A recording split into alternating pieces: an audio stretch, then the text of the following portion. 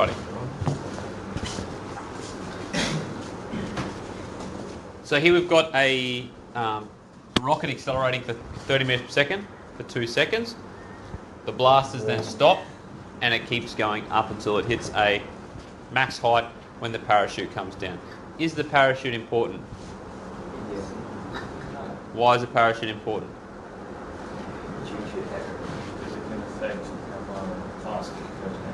Do we need to know anything about the way down? Yes. What do we need to know? The 9.8 meters per second. Yeah, but that's not about the parachute though. Yeah. So is the parachute important? Parachute's not important. Not at all. Don't know why they put it in the diagram. I guess you just want to know that your little astronauts get home safely.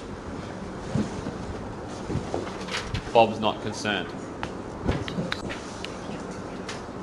First part we're asked to find is the velocity after 2 seconds, and again with all these questions it's about breaking our problem into manageable pieces of information and identifying what we have. So what do we have? Initial velocity. Initial velocity, what's our VI? 0.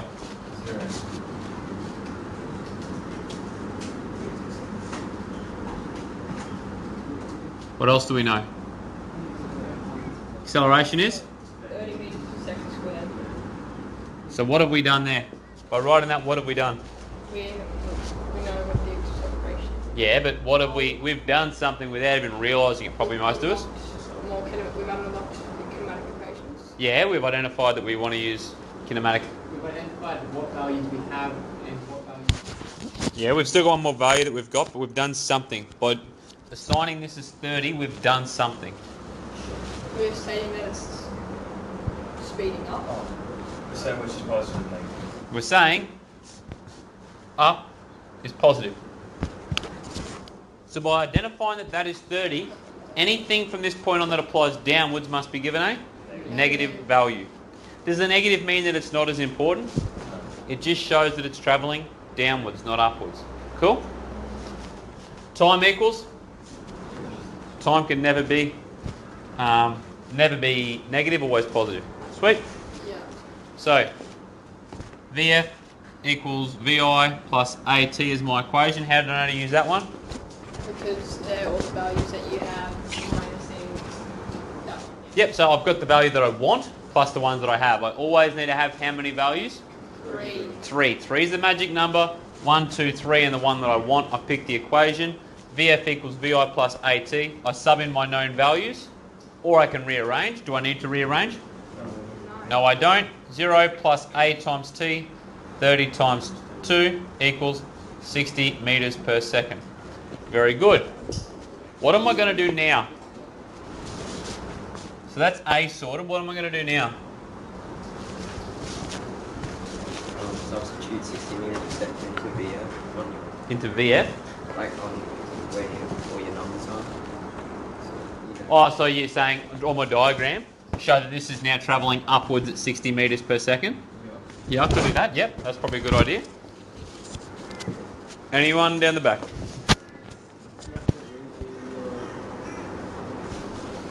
Very good. So what you're saying is these values no longer apply, do they? Why not? So what's changed? Acceleration's changed. Because the acceleration of our object has changed, we need to change the values that we've assigned, correct? So new, almost like it's a new problem. What do we know?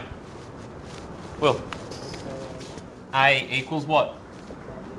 Negative 10, very good. I'm happy for you to use negative 10 or negative 9.8.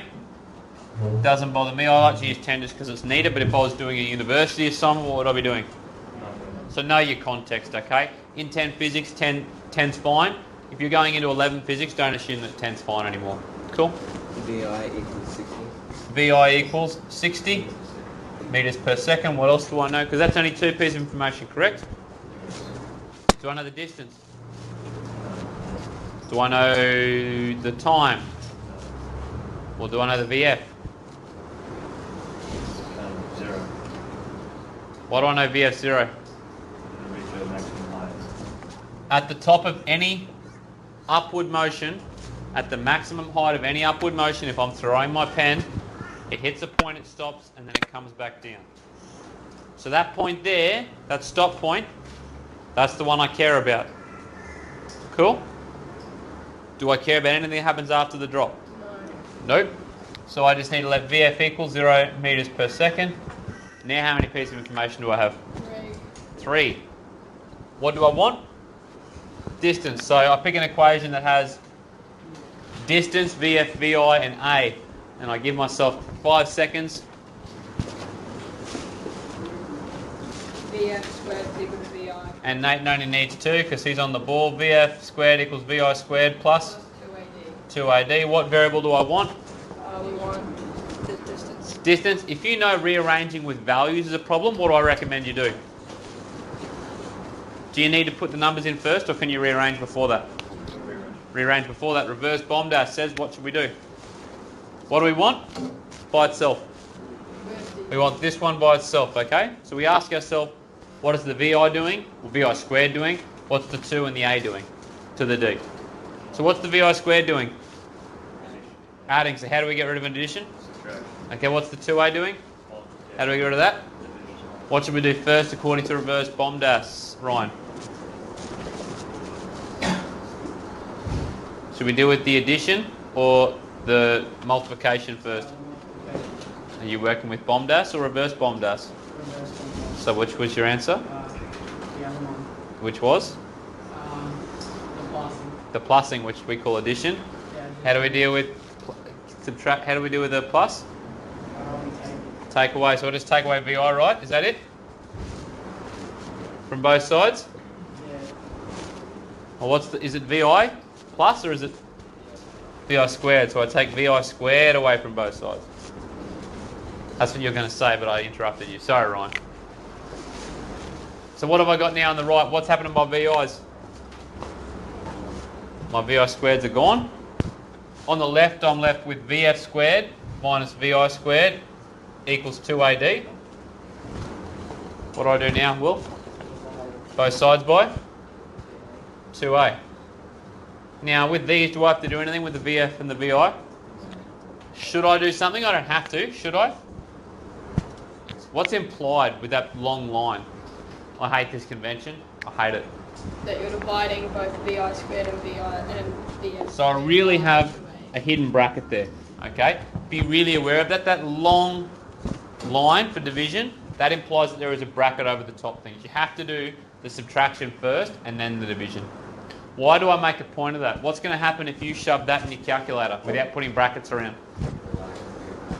It'll do bomb dash, so it's going to go VI squared, yep. It'll do VF squared, VI squared first. Then it will divide VI squared by 2A, and then it will do the subtraction. And that's not going to be your answer. Cool? So be really aware of that. Now what can I do? Sub my values in. VF? VI? Now be aware that's not negative 60 squared. That is minus 60 squared. Cool? Divided by 2 times my A.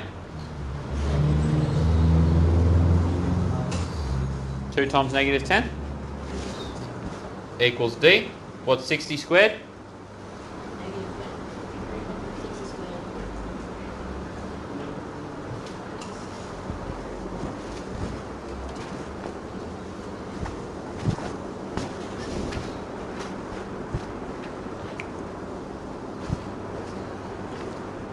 So negative 3,600 divided by negative 20. What's that give us? What do we do with the negatives first of all? They're gone. So why is it important that we identified that our acceleration was negative?